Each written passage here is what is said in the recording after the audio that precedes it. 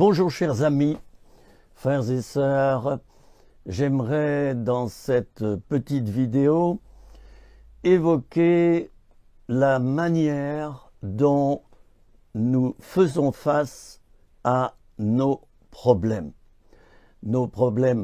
personnels, nos problèmes familiaux, nos problèmes communautaires et bien sûr par extension, nos problèmes sociétaux. Alors, il y a deux camps parmi les chrétiens, puisque là je m'adresse en majorité à des chrétiens. Il y a deux camps. Il y a ceux que j'appelle les triomphalistes et qui vont proclamer haut et fort qu'avec Jésus-Christ dans leur vie, ils n'ont plus de problème. Nous les entendons témoigner tour à tour.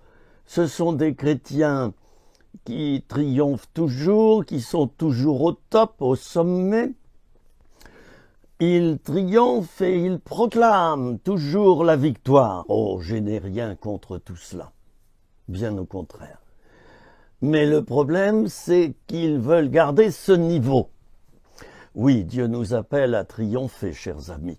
Oui, Dieu nous appelle à proclamer. Oui, Dieu nous appelle à ne pas avoir de problème, ou si nous avons un problème, eh bien, à le faire disparaître. C'est vrai. Mais attention au perfectionnisme spirituel. Celui qui consiste, et je l'ai déjà dit dans mes enseignements, à faire descendre déjà le ciel sur la terre et à essayer de vivre sur la terre comme nous vivrons dans le ciel. Alors, ces chrétiens-là que je respecte, et bien sûr que je n'ai rien contre eux, ou que je ne suis pas en train de les critiquer, mais de les décrire pour mieux comprendre leur style de vie. Ils ont mis la barre trop haut.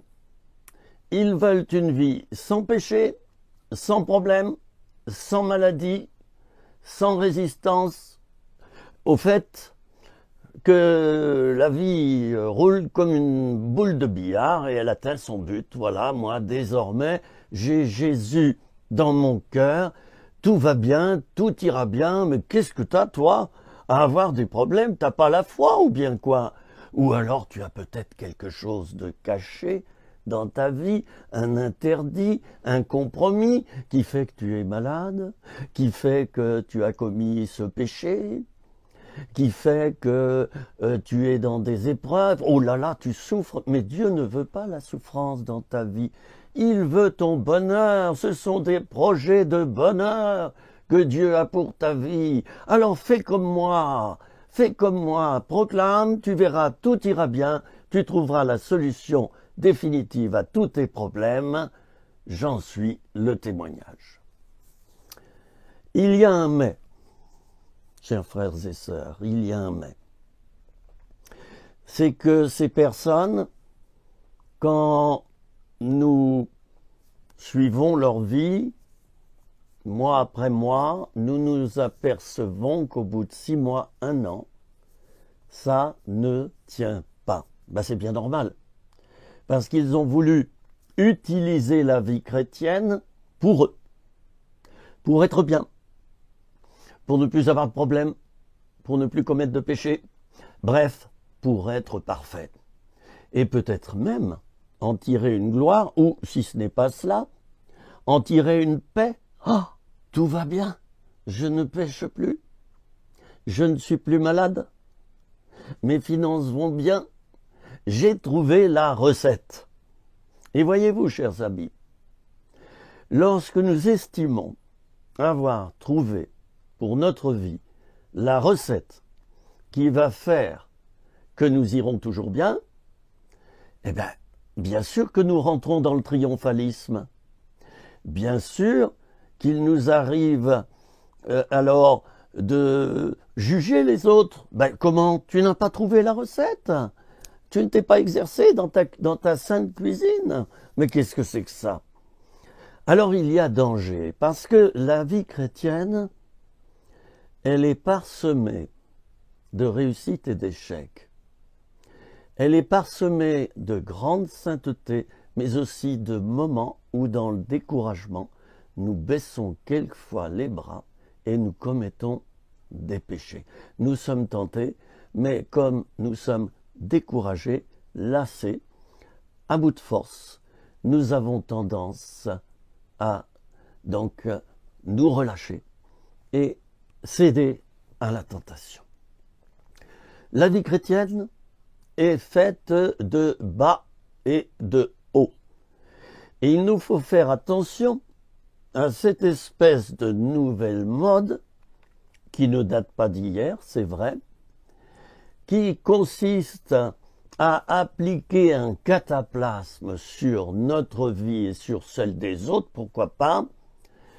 Tout va bien avec Jésus, tout ira très bien, tu ne vivras que dans la joie, dans le plaisir, sous-entendu le plaisir spirituel. Vous savez que le plaisir spirituel, utilisé d'une mauvaise manière, c'est-à-dire pour consommer, par égoïsme, peut devenir un danger dans la vie de quelqu'un.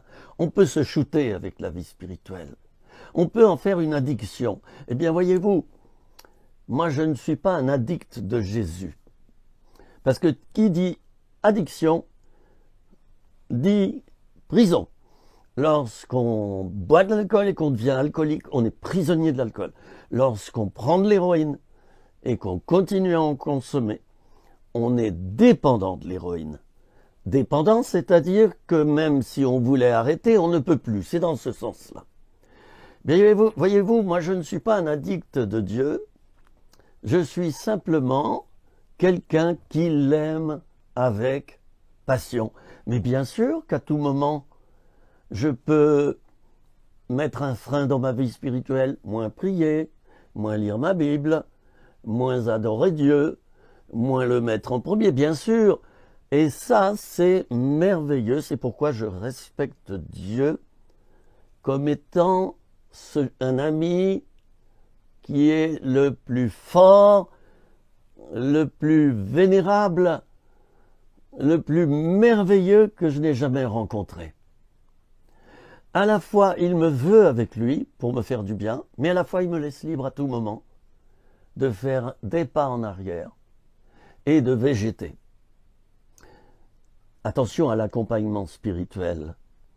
Je parle là à ceux qui accompagnent des âmes dans leur cheminement. Nous devons absolument laisser aux personnes que nous accompagnons un champ de liberté, les amis. Si une personne que nous accompagnons vit une épreuve, se relâche spirituellement, laissons-la se relâcher, les amis. C'est sa vie. Elle a besoin de souffler, laissez-lui du temps pour souffler.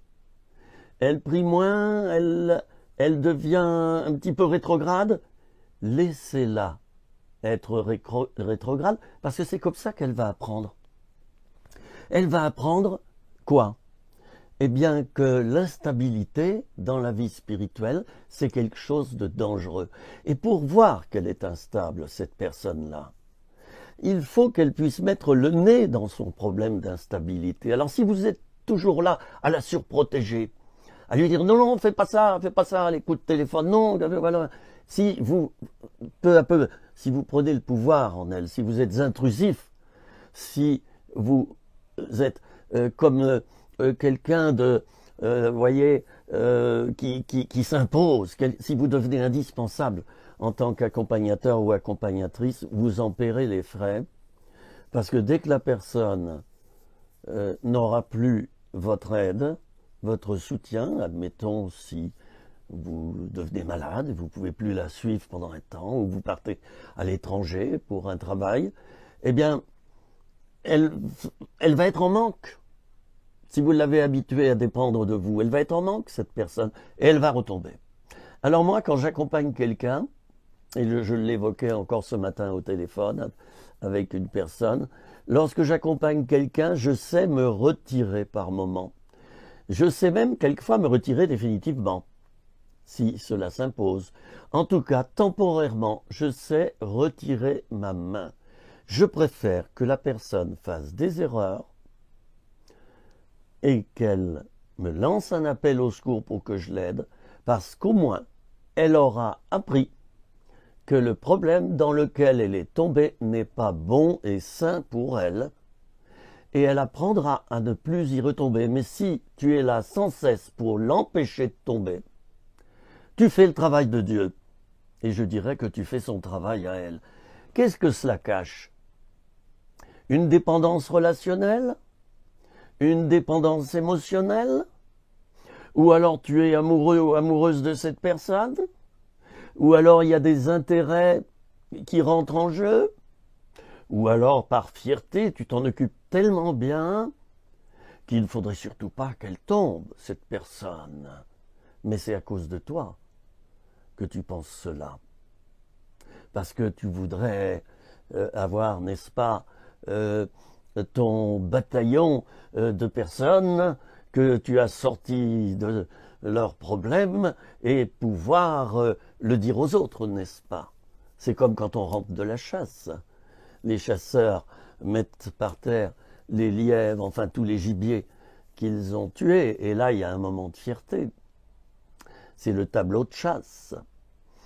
Voyez-vous, nous les êtres humains, nous sommes assez tordus pour reproduire au niveau spirituel ce que la chair a souvent reproduit dans notre chair. Nous sommes malins, bien souvent inconsciemment, et nous reproduisons dans la vie spirituelle les mêmes choses néfastes que parfois dans notre vie humaine et parfois charnelle.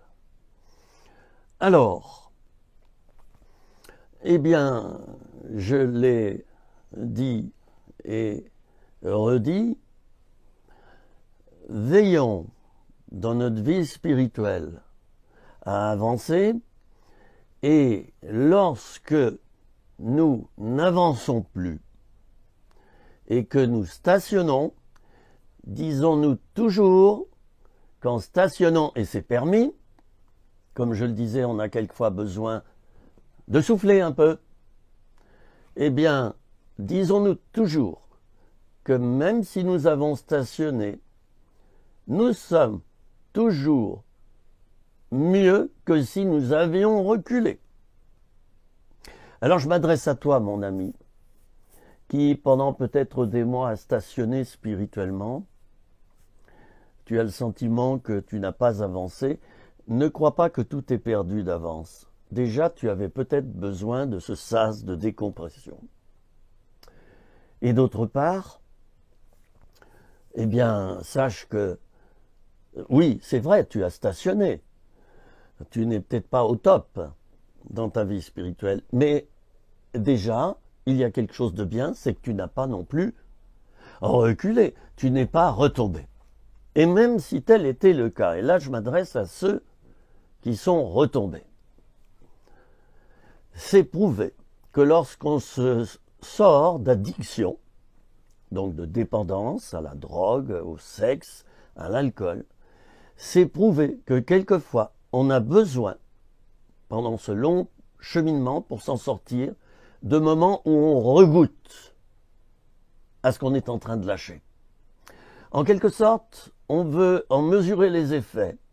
Quelques mois après, le début de notre cheminement vers la restauration et la guérison, tout à coup on fait une rechute. Les rechutes sont normales. Ce qui est anormal, c'est de chuter et de rester dedans définitivement. Vous comprenez, là, il y a quelque chose qui ne va pas. Mais les rechutes sont normales. Je côtoie souvent des chrétiens qui me disent c'est catastrophique, oh là là là là, j'étais esclave de la pornographie autrefois, ça fait 3 ans que j'y ai plus retouché, et voilà que j'ai fait une chute l'autre jour, ça y est, c'est foutu, je suis retombé. Moi je dis à cette personne, oh là là là là, stop, arrêtons-nous là, posons-nous un peu. Pendant 3 ans, tout était parfait dans ce domaine-là. Et lors d'une journée, donc hier, malheureusement, tu y as regoûté. Mais aujourd'hui, tu viens me le dire, parce que tu veux plus le faire. Mais tu as chuté un jour, mais par contre, pendant 1000 jours, tu n'as pas eu de problème. Alors moi, j'attire l'attention de cette personne sur le fait que pendant 1000 jours, tout s'est bien passé, mais elle a eu un simple accroc. Vous savez, c'est comme quand on accroche le tissu de notre vêtement, il y a des fils barbelés. On ne fait pas attention, il y a un petit déchirement. Ben, on va réparer après. Est-ce que ça veut dire qu'il faut jeter le vêtement? Non. Je vous invite, chers amis, à être patient avec vous-même.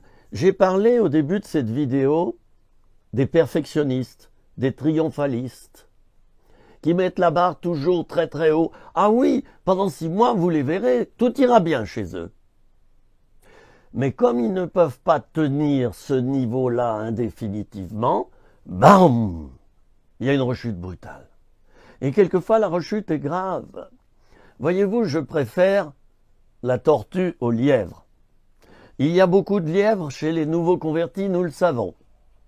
Ils sont passionnés, et pendant des mois, ils vont évangéliser, et ils ont faim et soif de Dieu, et ils sont bouillants, c'est très bien. D'ailleurs, il faut les laisser faire. Mais il faut les avertir en tant qu'anciens, nous qui avons peut-être un peu plus de sagesse, il nous faut leur dire, bon, c'est bien, continue comme ça, mais prends aussi du temps pour souffler, prends du temps en prière, mais moins ton identité dans le faire, dans l'action, mais davantage dans l'être. Expose-toi devant les rayons de Dieu. Vous savez, c'est comme le soleil en été. Dès qu'il y a du soleil, les gens sortent pour se mettre quoi à l'exposition des rayons, afin d'être bronzés, afin aussi d'avoir plus de vitamine D. Je crois que c'est ça, cette vitamine qui nous permet d'être mieux en été, d'avoir meilleure morale. Alors, faisons attention à prévenir ces personnes en leur disant, tu sais, tout n'est pas toujours comme ça dans la vie chrétienne, parce que parfois, il y a des épreuves douloureuses qui surviennent. Alors, je t'invite à, non pas à renoncer à ta passion envers Jésus, mais à avoir aussi de la sagesse et à te préparer dans la prière personnelle quand les mauvais jours, quelquefois, s'annoncent, arrivent et s'installent. Et chers amis, soyons honnêtes, les mauvais jours arrivent toujours chez chacun d'entre nous, par période.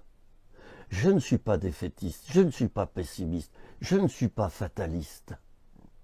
Mais je reconnais qu'en 50 ans de vie spirituelle, il y a eu des bas et des hauts, il y a eu des jours sans et il y a eu des jours avec. Vous savez que nos amis catholiques appellent ces épreuves où nous ne sentons plus la présence de Dieu, ou quand nous prions, il nous semble que les prières restent attachées au plafond. Vous savez, on est dans un tunnel, on ne voit plus rien, on ne sent plus Dieu, il n'y a plus rien qui se passe. Ils appellent ça la nuit de la foi. Et c'est intelligent ça. La nuit de la foi, chacun peut passer par là. Oui, chers amis, évitons le triomphalisme. Vous écouterez certains prédicateurs, et je ne les critique pas. Je suis content qu'ils aillent bien, mais quelquefois, j'aimerais qu'ils aient un peu plus de sagesse. Voyez, vous écouterez certains prédicateurs. Leur message, si vous les écoutez pendant 6 mois, c'est toujours, voilà, avec Jésus, tout sera parfait, tu seras guéri. Alors, faut pas être malade, faut pas être découragé, c'est toujours anormal. Si la maladie s'installe, si le découragement s'installe, si on a commis des péchés, c'est toujours anormal. Eh bien non, chers amis, je ne vais pas me faire que des amis en disant cela, mais j'aimerais affirmer que c'est normal d'avoir quelquefois des chutes. C'est normal d'avoir des crises. D'ailleurs, le mot crise, crisis en latin et en grec, signifie choix. C'est normal d'avoir des crises. C'est normal de céder parfois à la tentation. C'est normal, pourquoi? Ici, sur cette terre, c'est normal parce que nous sommes sur cette terre. Attention aux super spirituels, mes amis. Ceux, je l'ai dit en début de vidéo, qui ont fait descendre déjà le ciel sur la terre et vous prêchent que sur la terre, eh bien, le ciel est déjà arrivé. Ce n'est pas le cas. Colossiens 3:3. Car votre vie est cachée avec Christ en Dieu. Cachée en Dieu. Mais si elle est cachée en Dieu, il n'en demeure pas moins vrai que je suis resté un être humain et que je vis une incarnation. Je suis sur la terre.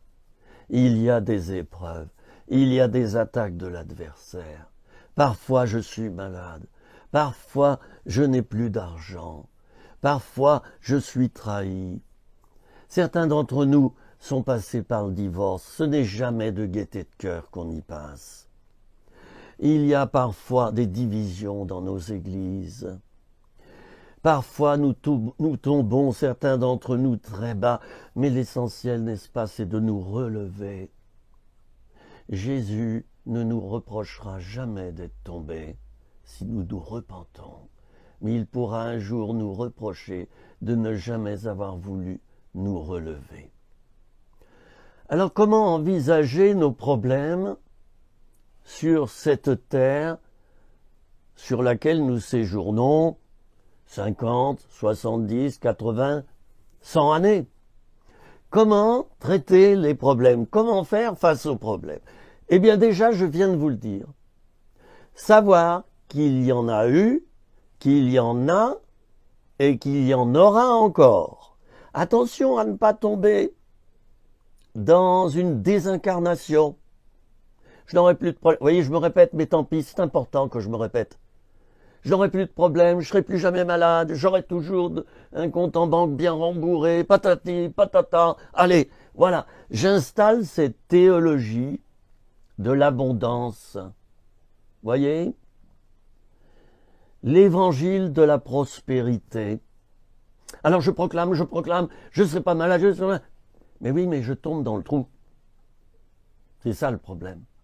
Il y a une différence entre proclamer régulièrement que Dieu nous secourt, que Dieu nous aide, que certes nous éviterons la plupart des maladies, etc. Il y a une différence entre le proclamer dans sa prière personnelle ou communautaire et puis être toujours celui qui proclame. Alors, comme je vous ai dit, c'est une recette. Vous voyez? C'est une recette. Voilà. Et on peut fuir avec ces choses-là, chers amis. Les chrétiens qui vivent 6 mois comme ça et qui tombent brusquement et qui tombent très bas sont des chrétiens qui ont fui la réalité de l'incarnation, mes amis. Alors de grâce, restez humains. Buvez un bon petit coup. Mangez une bonne fondue. Mangez une bonne raclette. Allez au restaurant ou faites-vous des bons petits plats. Faites du tourisme. Restez incarnés. Et quand vous allez mal, quand vous avez des épreuves ou des chutes, téléphonez à un frère ou une sœur pour demander de l'aide. Ne cachez pas cela. Est-ce que tu peux prier pour moi, frère un tel ou sœur un tel? En ce moment, ça va pas bien. Arrachez le masque, mes amis, arrachez votre masque. Du chrétien plus que parfait, d'ailleurs, il est tellement parfait qu'il vit dans le passé, ben oui, le temps plus que parfait, c'est un temps du passé. Eh bien, ne soyez pas comme cela, le plus que parfait, celui qui est dans un degré de sainteté si extraordinaire qu'il n'aperçoit plus ses frères qui souffrent. Restez terre à terre, soyez des chrétiens de terrain, ayez les mains dans le cambouis, chers amis. Fréquentez les pauvres, fréquentez les petits, fréquentez ceux pour qui rien ne va, visitez-les, faites silence avec eux, une main sur l'épaule pour les encourager. Ne leur balancez pas sans cesse des versets bibliques à la figure. ne les prenez pas comme des êtres inférieurs, des êtres qui n'y arrivent pas. Ça arrive à tout le monde d'aller moins vite spirituellement ou de stationner et même parfois de reculer. Ça fait partie du trajet, chers amis. Parfois, nous avons une panne d'essence. Parfois, c'est la courroie de distrie spirituelle qui se rompt. Parfois, eh bien, il y a une fuite d'huile, et puis voilà, l'huile du Saint-Esprit. On n'est pas toujours au top. Oh, mes amis, je vous invite à vous aimer, à vous accepter vous-même tel que vous êtes, avec vos défauts et vos qualités, avec vos périodes où vous foncez spirituellement et les périodes où ça va moins bien. Il y a une baisse de pression. Je vous en supplie, acceptez-vous comme ça. Ça sera toujours comme ça sur la terre. Oh, bien sûr que je souhaite que vous soyez toujours en haut. Bien sûr que je souhaite que ça soit toujours au top votre vie spirituelle. Mais excusez-moi, j'ai quand même du vécu derrière moi et une certaine expérience. Et en regardant ma vie, je reconnais que j'ai souvent eu des hauts et des bas. J'ai souvent baissé les bras. Le grand prophète Élie, qui s'oppose aux 850 faux prophètes, les prophètes de Baal et d'Astarté, et qui fait un miracle devant eux. Pour les confondre, il dresse un autel et il dit à ces faux prophètes, allez, construisez-vous aussi un autel. Et puis, voilà, sur cet autel, on y met bien sûr des offrandes, hein, de la viande, enfin plein de choses. Et puis, Élie dira aux faux prophètes, allez, priez maintenant, priez votre Dieu, on va voir s'il va vous dépanner. Et puis moi, je vais prier de mon côté, je vais demander au feu de Dieu de descendre et de consumer cette offrande si elle lui plaît. Alors le prophète Élie prend soin, quant à lui, de mettre autour de l'autel qu'il a construit, il fait un fossé et il rajoute de l'eau dans ce fossé.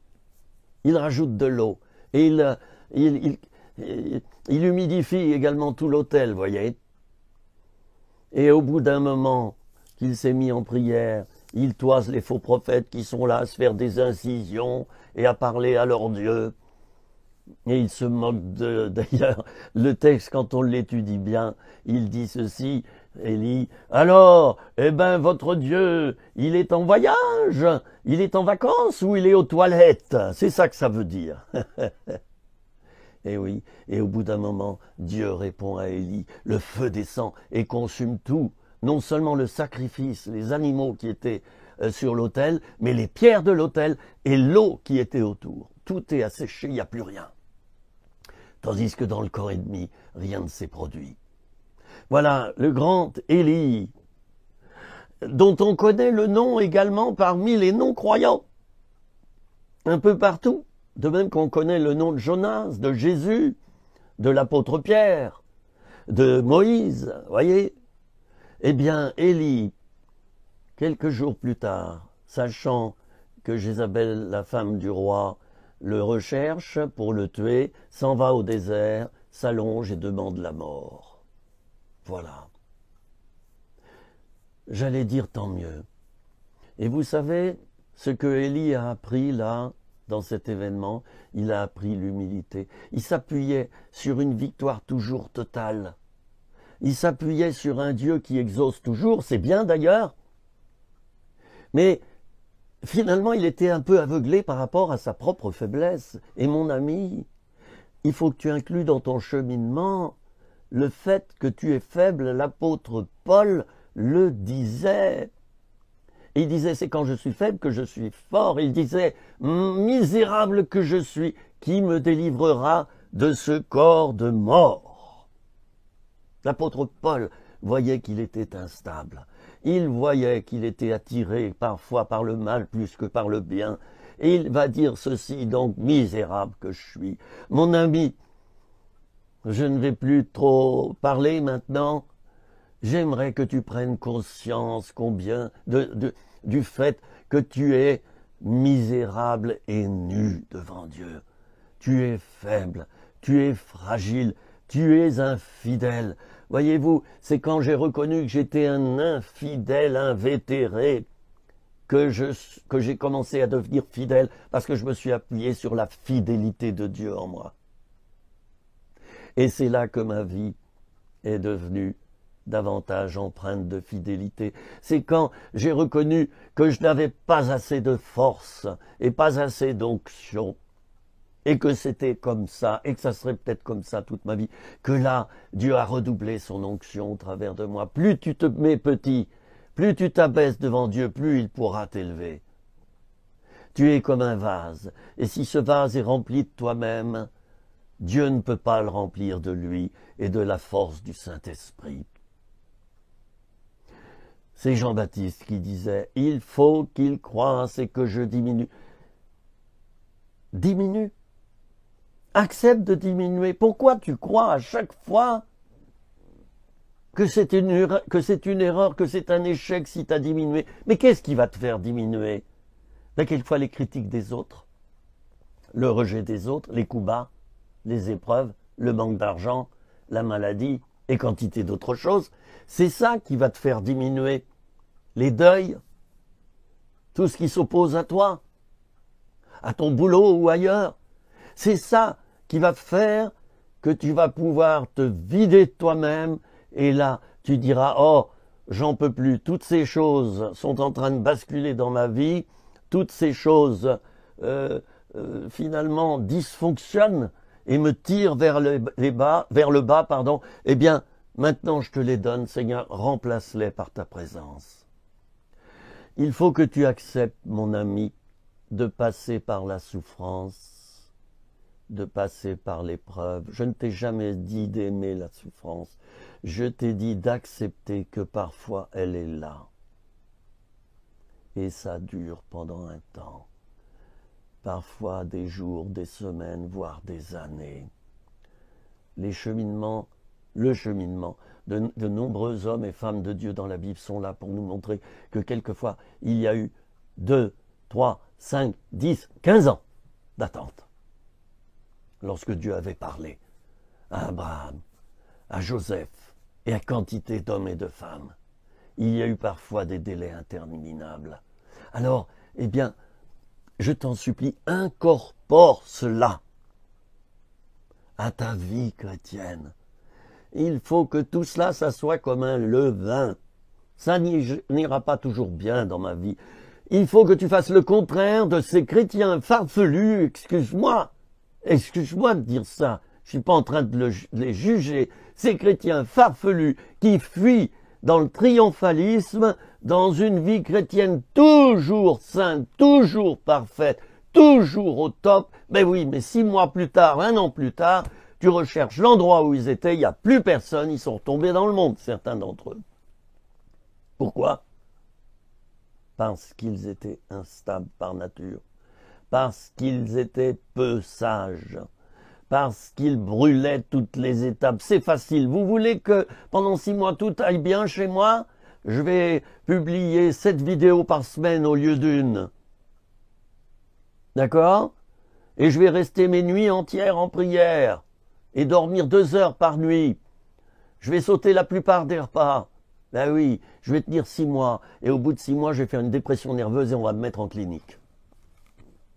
Mais c'est vrai, quoi. Arrêtons avec ces prêchis-prêchats qui nous invitent à toujours être top niveau. C'est faux. Moi, je vous dis que le plus grand trésor que vous avez dans votre vie chrétienne, c'est d'avoir Jésus avec vous. Mais vous traverserez des hauts et des bas. L'essentiel, c'est que vous laissiez Jésus au gouvernail le plus possible. Vous voyez, je ne suis pas triomphaliste et perfectionniste là. Laissez Jésus au gouvernail le plus possible. Quand vous allez bien, et surtout quand vous n'allez pas bien. Laissez-le au gouvernail et faites-vous aider par les autres officiers. Faites-vous aidé par les autres personnels de la marine qui sont dans le bateau. Ne restez pas seuls. Chers amis, j'ai la fierté de vous dire que dans ma vie, tout n'a pas toujours été parfait, tout n'a pas toujours été bien. Je n'ai pas réalisé une vie au top, mais j'ai eu de grandes victoires. J'ai eu beaucoup de fruits, le fruit de Dieu au travers de moi. J'ai pu me relever chaque fois que je suis tombé et j'ai pu aider au salut de milliers d'âmes, à la délivrance de milliers d'âmes.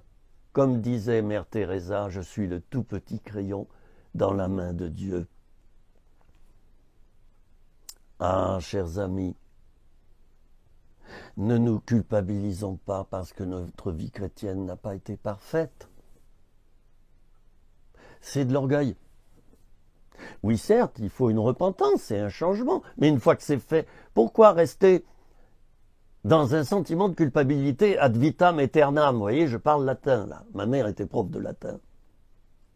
Mais pourquoi rester constamment sous l'accusation? Je connais les chrétiens, toujours, ils ont peur toute la journée, ils ont peur de commettre un péché, ils ont peur de ne pas obéir au Seigneur dans leur journée, ils ont peur de se tromper en marchant par l'esprit, de se tromper de décision, ils ont toujours peur, ils vivent dans la peur. L'amour parfait bannit la crainte. Le Seigneur t'aime non pas parce que tu fais tout toujours bien, le Seigneur t'aime parce que... Pourquoi? Parce que tu es son enfant, c'est tout. Moi, mes enfants, j'en ai 6, je les aime. Même ceux qui ne me parlent plus. Et c'est déjà arrivé. Mais je les aime toujours. Vous savez pourquoi? Parce que ce sont mes enfants. C'est mon sang. C'est un petit peu moi. Je ne vais pas me mettre à haïr un enfant parce qu'il m'a tourné le dos. Non, c'est pas possible. De la même manière, Dieu ne te tournera jamais le dos, malgré que toi tu lui aies souvent tourné le dos. Dieu, lui, ne le fera jamais. Il t'aime parce que tu es son enfant. Il ne t'aime pas parce que tu as une vie d'obéissance parfaite, parce que tu as un grand ministère ou parce que tu évangélises dans les rues. Attention à ceux qui œuvrent pour Dieu en pensant mériter leur ciel. Ah, avec le travail que j'ai fait, hein, j'aurai une bonne place au ciel. Non. Jésus t'aime tel que tu es. Et bien sûr, si tu peux porter du fruit pour son saint nom, c'est mieux. Mais ce n'est pas toujours indispensable. Souvenons-nous de cette parabole, et j'arrête là, souvenons-nous de cette parabole du pharisien et du publicain. Le pharisien, lui, dans le temple, il était devant l'autel, là, devant, juste devant, là. Et puis, il disait, tu vois, Seigneur, je jeûne, je donne ma dîme, je donne des offrandes, et voilà, je fais ceci, je fais cela. Et puis, au fond du temple, il y avait ce pharisien, un homme rejeté, un homme dont la vie était totalement imparfaite. Et il se battait la poitrine et disait, prends pitié de moi, Seigneur, moi qui suis un pauvre pécheur. Prends pitié de moi. Bon, en tout cas, peu importe que l'un ait été pharisien ou publicain, mais il y en avait un qui était imbu de lui-même et l'autre qui ne l'était pas.